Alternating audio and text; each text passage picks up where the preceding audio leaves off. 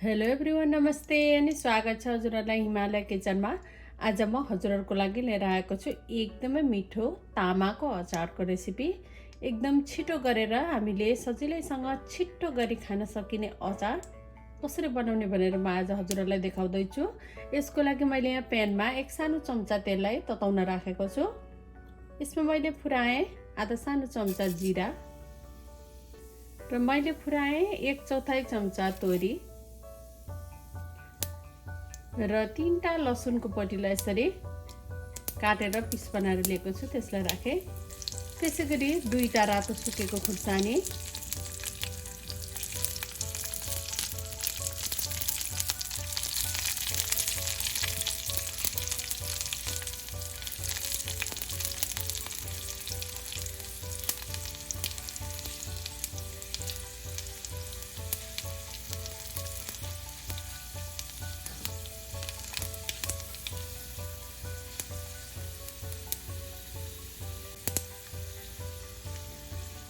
अब यो यतिको भएपछि यसलाई झिकेर म यसलाई पिसेर यसको पेस्ट बनाउँछु।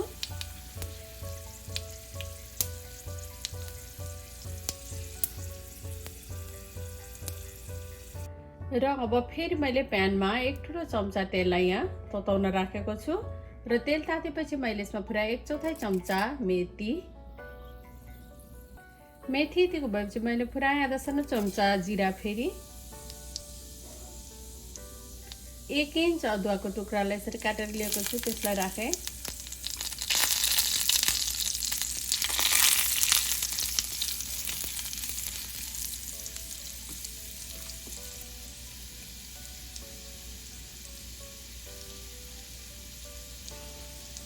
आधा सानो चम्चा बेसार, 1/4 चम्चा कश्मीर रातो खुर्सानीको धुलो। अचार अलिकति पिरो मिठो हुन्छ, हजुरहरूलाई पिरो अझै धेरै बनाउनु मनपर्छ भने यति बेला अरू खुर्सानी पनि राख्न सक्नुहुन्छ। र मैले 1 कप कलिलो तामालाई लिएको छु। अब यसलाई राखेँ। थोरै नुन राखेँ मैले आफ्नो स्वाद अनुसार। अब तामालाई केही बेर यसमा भुट्नुपर्छ। हजुरहरूले बोइल गरेर मात्रै पनि तामालाई लिन सक्नुहुन्छ।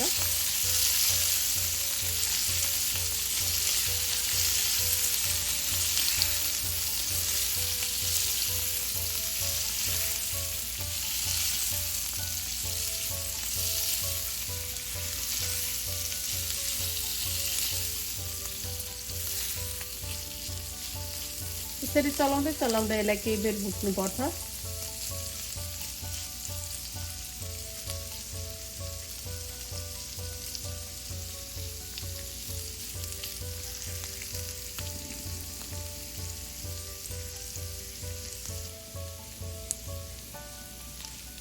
र अब तामा चाहिँ भुटिसकेको छ।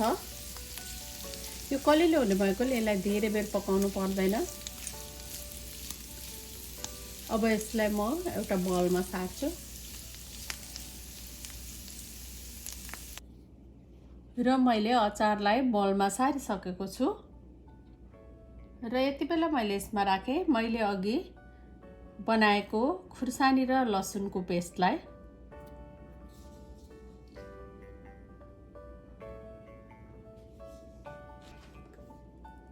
मैले राखेँ आधा सानो चम्चा जिरा र धनियाको पाउडर, 1/4 चम्चा टिमुरको छोप। यो टिमुरको छोपले तामाको अचारलाई एकदमै मिठो बनाउँछ। यो मैले लिएको तामा चाहिँ अमिलो छैन, त्यही भएर म यसमा कागतीको रस राख्दैछु। हजुरहरूले अमिलो तामा लिनुभएको छ भने कागतीको रस राख्नु पर्दैन। मैले 1 ठुलो चम्चा जति कागतीको रस यसमा राखेँ। अचार अमिलो नै मिठो हुन्छ।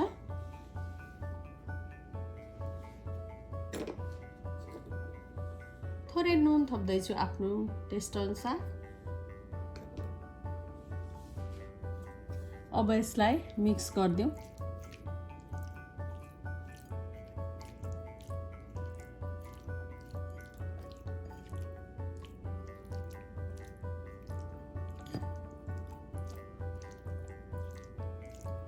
ल हेर्दा हेर्दै हाम्रो तामाको अचार बनेर रेडी भएको छ। यसलाई चाहिँ बोतलमा खाँदेर राख्यो भने महिना दिनसम्म पनि खान सकिन्छ।